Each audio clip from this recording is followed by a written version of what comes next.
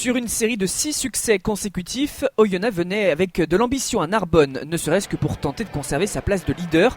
Les Oyomènes savent néanmoins que les Cathares sont aussi dans l'obligation de montrer un bien meilleur visage que celui affiché une semaine plus tôt lors de la déroute à Perpignan.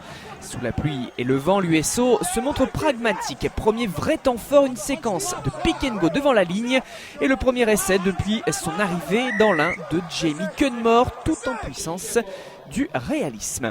Le RCNM réduit l'écart grâce à la botte de Clint Eddy. On est sur le renvoi, Paul Belzon récupère dessous et accélère. Il est repris par Kezia Giordano, le 3/4 centre aubugiste connaît sa première titularisation chez les professionnels et commet un plaquage plus que dangereux à retournement sur le 3e ligne au doigt qui retombe sur la tête. Mathieu Delpy applique justement le règlement et sort le carton rouge. Il faut moins de 2 minutes ensuite au Narbonnais pour exploiter cette supériorité numérique. Belle action collective et percée de Eddy, le 3/4 centre australien qui évite notamment le plaquage d'Alaska Taufa.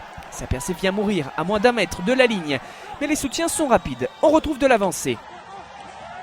Un ballon disponible pour Nicolas Strauss. Du jeu dans le petit périmètre. Sébastien Rouet ressort pour un autre Sébastien Georgis, sa première réalisation avec l'équipe première. Il résiste aux différents retours et Narbonne reprend l'avantage avec cet essai. Oyonnax se retrouve même à 13 après le carton jaune contre son talonneur Quentin McDonald pour des fautes répétées, dominatrice jusque-là en mêlée. L'équipe d'Oyonnax souffre donc devant son embut, pas d'hésitation pour l'arbitre et c'est un essai de pénalité. Narbonne termine fort et bascule en tête à la mi-temps grâce à ses avants 15-8. Les espaces sont nombreux car la double supériorité numérique se poursuit au retour des vestiaires. Pierre-Alexandre Dut est mis en position de drop. Coup de patte parfait malgré éole de la réussite avec le poteau. Et 10 points d'avance pour les Audois au Parc des Sports et de l'Amitié. 21-8 même après une pénalité de Eddy. Sauf qu'Oyonnax termine plus fort, Narbonne payant un peu sa grosse débauche d'énergie dans le premier acte.